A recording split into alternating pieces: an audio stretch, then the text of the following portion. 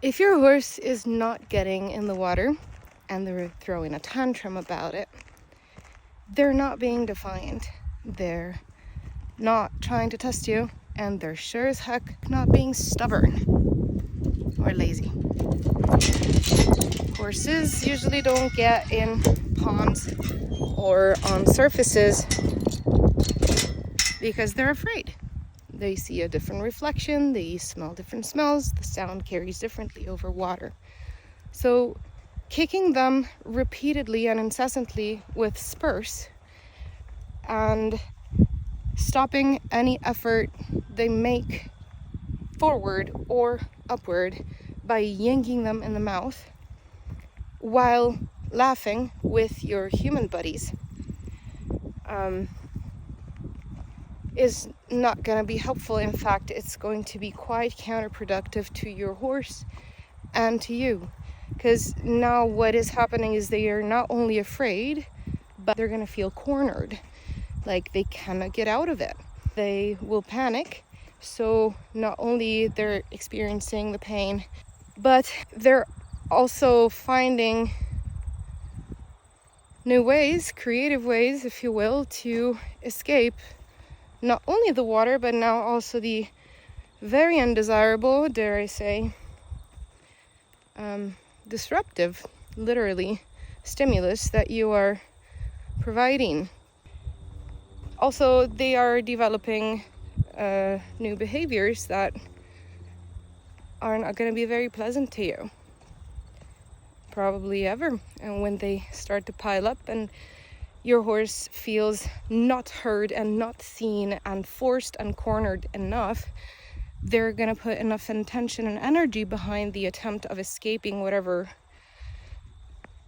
you're imposing on him that you're going to get hurt. Not only he or she, but you're going to get hurt too. Now, what we see on our end usually is that those horses are then sold and then sold again and then sold again until they are sold to auction and they end up in the meat buyer's truck in Mexico or Canada. And it's very clear from there what their future is going to be, or lack thereof. And by the way, we try to be full of humor and as uplifting as we can on social media. Today I didn't feel like that because our team got to witness, well, you can probably guess what we got to witness if I'm talking about exactly this morning. And here's Sombra joining me because she got to witness it too. And I've never seen her like I've seen her when she was watching. I mean, she is the most food-driven person that I've ever met, probably. But after watching that, she did not eat for 15 full minutes. First world problems, you can't argue, but just to mention that horses are that sentient. They are that sensitive and understanding, just like us. Anyway, this is why I feel like being an advocate. This morning, we kind of made a judgment call that that team of riders with their trainers was not going to have a good reaction to anything we could have said. So this is my attempt to do right.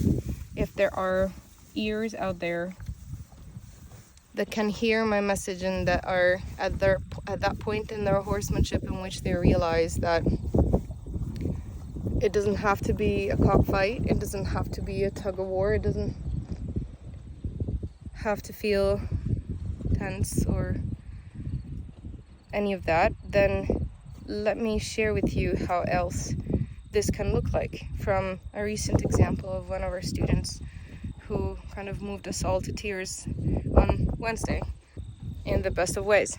She and her horse Scarlet came to lots of came to lots of trail rides this summer, and we repeatedly went to that same trail ride because it had water and it was hot enough that the horses and the humans would welcome each time some respite, water, cool and fresh water pond to dip in. Everyone but Scarlett, she felt each time like she was unsure, and her human was super kind and inviting, and she would get in the water herself and dip her feet in and try and nudge Scarlett a tiny little bit, was saying, but what if? And for 3 or 4 different trail ride experiences, Scarlett said, nope, I can't. Despite her seeing the other horses enjoy themselves and so on. Well, until Wednesday, 2 days ago, where she finally said, you know what, Mom? Fine. And that fine turned into a playful, open-minded, serene, giggly experience where she couldn't have enough. It's not like she dipped in and then dipped out immediately. She stayed with the loose rope and she splashed. She moved water with her nose and mouth. And it's just the most fulfilling feeling when you not only got the behavior, well, congrats, right? But you got her buy-in. And on top of that, you also gift her with the opportunity of feeling a stronger sense of confidence, of self-efficacy. Now she can. Now she can dip, unafraid. Absolutely beautiful. So, just our 2 cents. Yeah, let's all do better, guys.